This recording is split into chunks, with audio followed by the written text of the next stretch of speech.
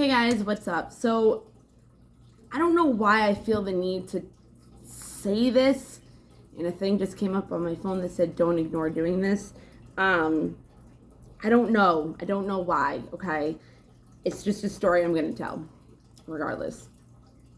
If nobody knows, for about a year, over time, I had 30 bunnies living in this small apartment. Right at the end of when animal control came and got them is when I got baby Brutus. I had 4 geckos, 30 bunnies, and then towards the end I had Brutus and my kid, and I had to take care of myself as well. And I was going through a lot of traumatic experiences with an ex and, just a lot of stuff. And so it was a really hard time for me, and especially having all those bunnies taken away after taking care of them for like a year and raising them and helping them with every single one of their pregnancies. One of them gave birth in my couch. I have a video on my TikTok actually of that when it happened. I have a video on my YouTube that has all of them running around my house. Yeah, it was interesting. But I got really sick because I was overdoing myself. I was overworking my body. I was doing a lot of taking care of everybody, taking care of the house, taking care of everything. And imagine having over time 30 bunnies for a year or so and having to pay $80 a week for food and hay, and right at the end find a place where you can buy big bundles of freaking hay for like $10 and have a big gigantic thing, and then like have it in your house and for the first time, and your bunnies get taken away. That was fun. But I get this thing in the mail, right? Obviously that was a really traumatizing time, whatever. And it says, "Dear Miss Levesque, our records show that Zimbabwe is due for a visit to the office and for the exams, vaccinations, or procedures listed below. Remember that his health depends on you. Please call and schedule at blah, blah, blah, blah, blah." Now, when I saw this, I was like, wow, like everything just rushed back to me.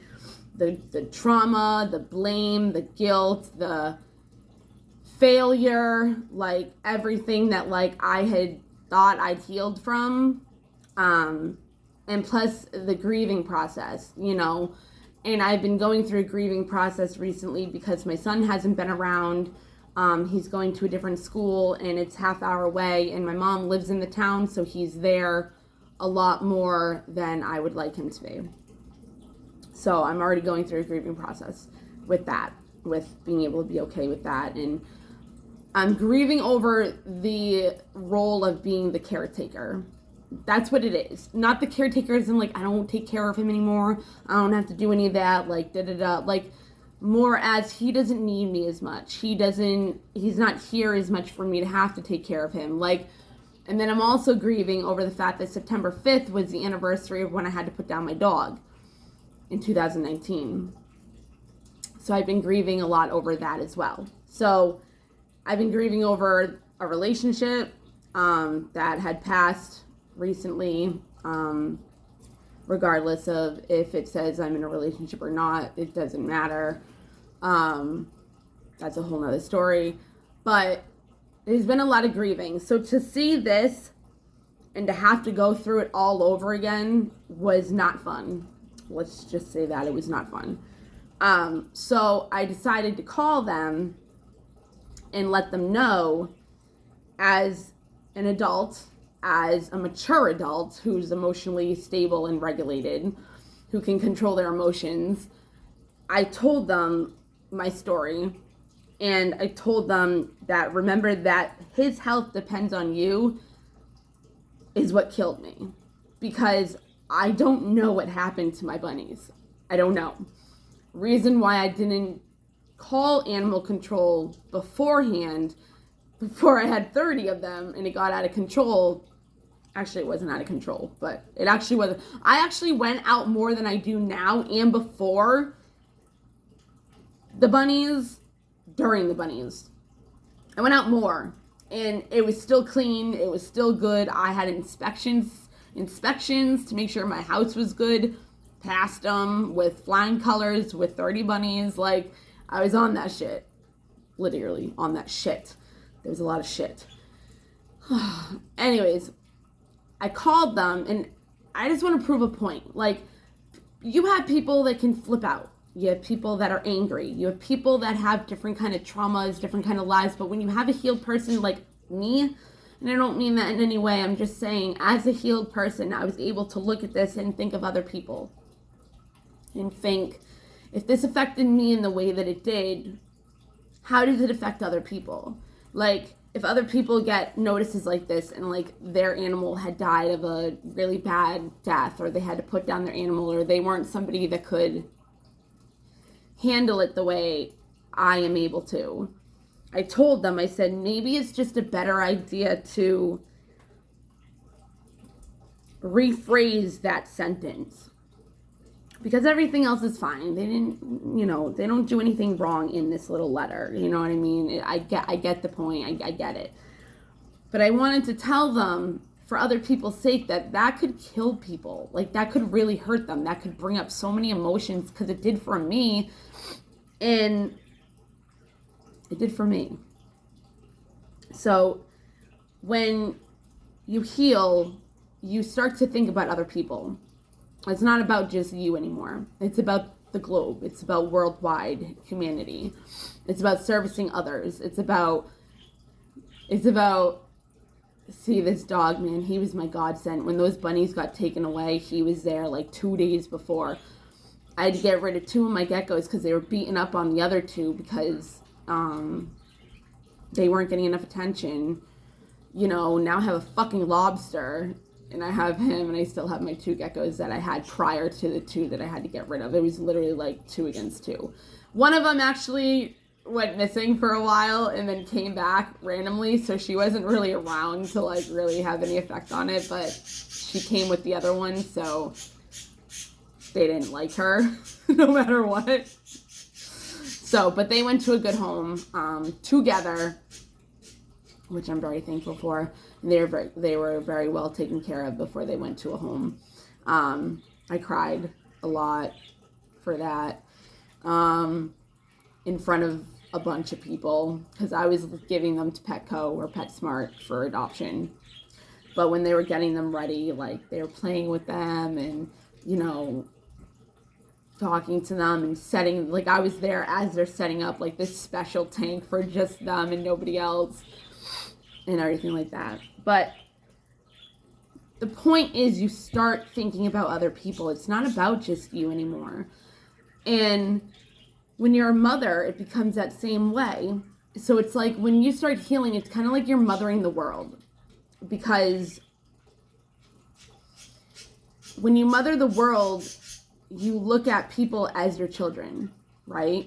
And I know that from studying a lot and learning about inner child work, that we are all children just running around acting like the same way we would as if we were children, and learning the things that we used as coping mechanisms and everything like that to keep us safe as children, because we didn't feel safe within our caregivers or anything like that, or in the world in general. That's how we coped. That's how we thought, it's outdated. It's outdated programming that doesn't work for us anymore as adults. So when you're mothering the world, you're mothering everybody in the world as if you were their mother. Just like you would if you were your inner child. You reprogram your inner child. So as a mother of Dawson, I have empathy for people more than maybe another person doesn't, because I want them to be safe. I want them to feel safe. I want them to feel safe within themselves, that they can trust themselves. And when people are able to heal and do that kind of work, that's when they're able to do the same thing as I'm able to do for other people. And it just does a ripple effect. And it goes out into the world, and that's how the world grows to be a better place. So that was the main reason why I came on here to Alicia. That was the main reason why I came on here to say this, because it's like, I want to help as many people as I can, and if I can help in any way, I will. But I'm not going to help when people come to me and they're like, oh, I had a bad day. Okay, I can't answer every single person that comes to me with a bad day, especially when they're a stranger. It's not like it's one of my best friends where, you know what I mean? It's kind of like if somebody comes with me to a horrible, traumatizing life and they need somebody to talk to, or they need to learn how to do outdated program. I'm not a gossip, like, person to talk to. I'm not a teenage girl anymore. Like, I take care of bigger problems, you know what I mean, to help people. And I don't sound selfish for saying that, but okay, you had a bad day, I'm sorry, but as long as if you got a fight with a coworker, it's like, go talk, like, you go talk to, like, a friend, you know what I mean? Because I'm a stranger, one, and two, like, I'm trying to save the world globally, not, I don't want to say a petty problem like that, because it's not, but when you're trying to save the world globally, as in, like, Princess Diana kind of thing, like, it's kind of hard to have people understand that you're not being a bitch when you don't answer them. And I don't answer like anybody, because mainly everybody's just hitting on me. So if you don't watch this video, you ultimately only talk to me because you're hitting on me, because it's like you don't actually care to listen to what I say. Like that, I posted a video the other day. It's like 2 minutes long. And all you have to do is watch the two, like the first 30 seconds of it. And it's me literally just being me. Nobody really watched it. Nobody really commented on it, which I don't care. It's whatever. It was for me. It was hilarious, and I had a great time with myself. You know what I mean? I don't care. But the point is that people just look at me as face value as a pretty girl. And I'm not going to not post pictures of me because people only think of me like that. Like, no, I post pictures because it makes me feel good about myself. I don't care about what other people think. But what I'm trying to say is, people take me at face value. It's like, oh, she's pretty, let me go talk to her. Not, well, actually, a lot of people do talk to me because they want to get to know me, but I don't have time for me. I'm not like that. I take care of myself. I take care of my needs, but I'm not out there to talk to people about myself. Unless they're trying to learn about me because they want to learn how to heal like I do for other people.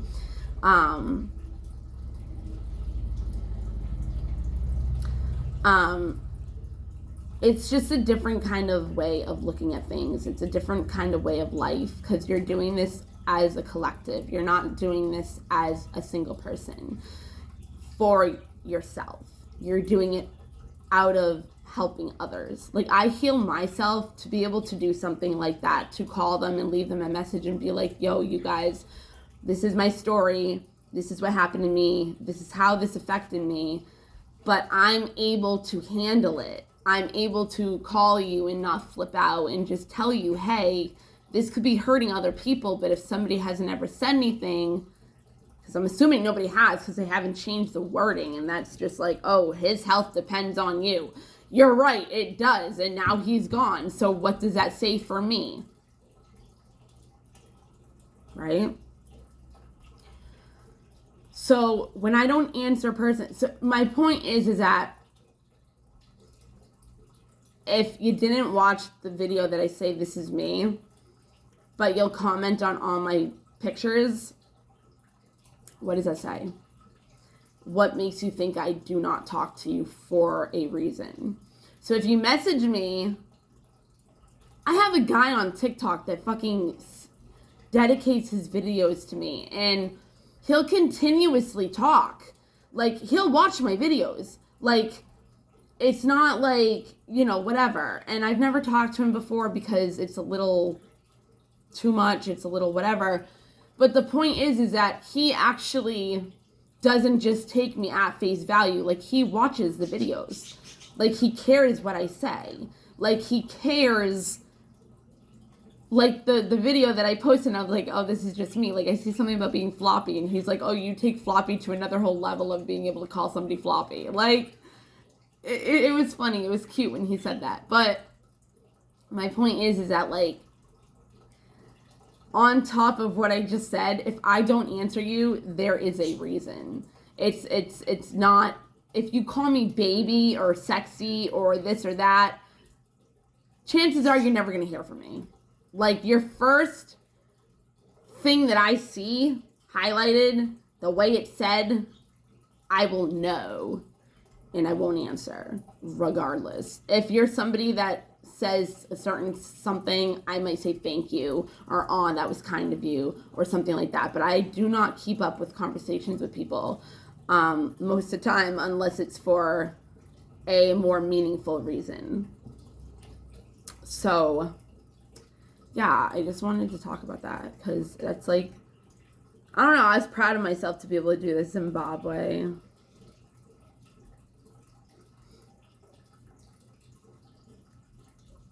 But yeah, so that's it. That's all I have to say. I hope somebody got something out of this and I taught somebody something. Okay. Have a good day, guys.